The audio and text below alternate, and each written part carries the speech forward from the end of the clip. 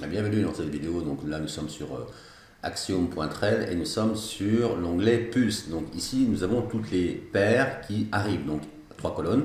Donc la première à gauche, eh bien c'est toutes les paires qui vont arriver, donc les nouvelles paires, donc toutes les secondes il y a de nouvelles paires qui vont arriver, hein.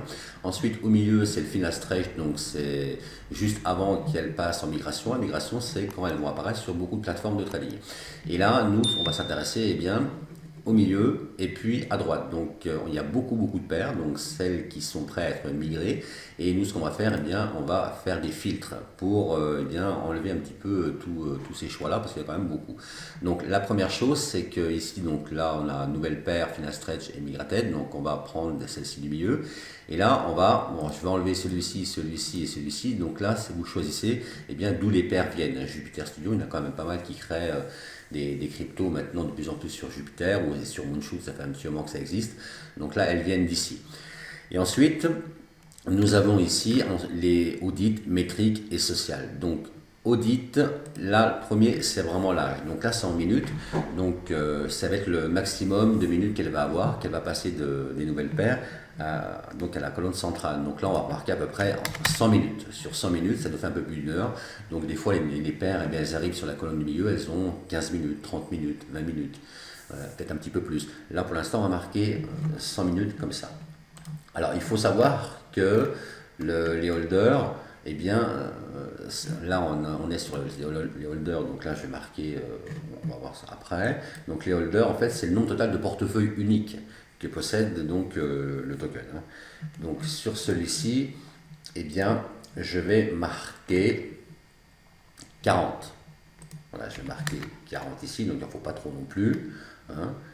Ensuite, sur le Dev-Building, ici, je vais marquer 25. Le Dev-Building, c'est le pourcentage ou le montant en fait, du token détenu par l'équipe de développement. Donc l'équipe de développement, elle détienne un certain nombre de pourcentages de ce token-là. Donc il ne faut pas trop qu'elle en détienne non plus. Donc 20 à 25, c'est très bien, c'est le maximum. Donc là, je l'ai marqué sur le maximum, hein. Ensuite, on a les insiders. Donc les insiders, c'est la part du token attribuée à des personnes clés du projet, comme les fondateurs, les employés, les conseillers, les indépendants et puis les choses comme ça. Donc moi je vais marquer maximum 30%. Voyez. Ensuite on a le bundle, donc le bundle c'est pareil, je vais marquer 30%. Le bundle c'est le pourcentage du token regroupé dans les portefeuilles spéciaux, par exemple dans les contrats intelligents par exemple, hein. Donc là je vais marquer 30%. Et ensuite, donc je continue. Là ici les holders, je vais marquer 80. Et puis Pro Trader, je vais marquer 80. Et puis ça va déjà être pas mal, je pense, hein. Et puis Holder, Pro Trader, ça va être très bien. Donc là, voilà, là j'ai vraiment, déjà je fais filtrer, donc j'ai beaucoup moins de paires sur la colonne centrale. Mais en même temps, on va faire la colonne, donc de droite, la migration.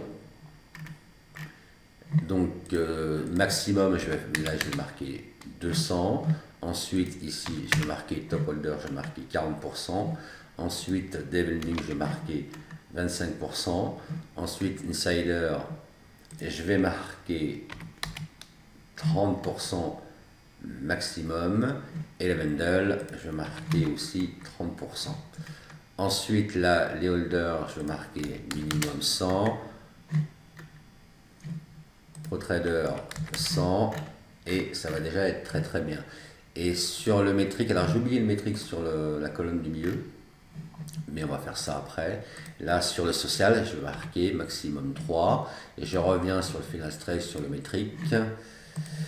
Et sur le métrique, je vais marquer, c'est un market cap minimum, on va marquer 15 000.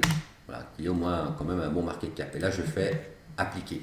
Et là, on en a quand même un peu moins. Donc, c'est quand même assez sympa de pouvoir mettre ces filtres. Donc, vous verrez un petit peu pour les filtres, hein. Vous pouvez ajuster par rapport à votre stratégie. Ça, c'est des filtres de base. Pour pas que vous ayez beaucoup de tokens. Parce qu'après, il va falloir les ouvrir, les regarder, les analyser quand même assez rapidement pour savoir si vous voulez investir ou pas. Donc, ça, pour les filtres, c'est déjà très bien. Donc, voilà pour cette vidéo. Et puis, ensuite, pour l'analyse de tokens, ça fera l'affaire d'une autre vidéo.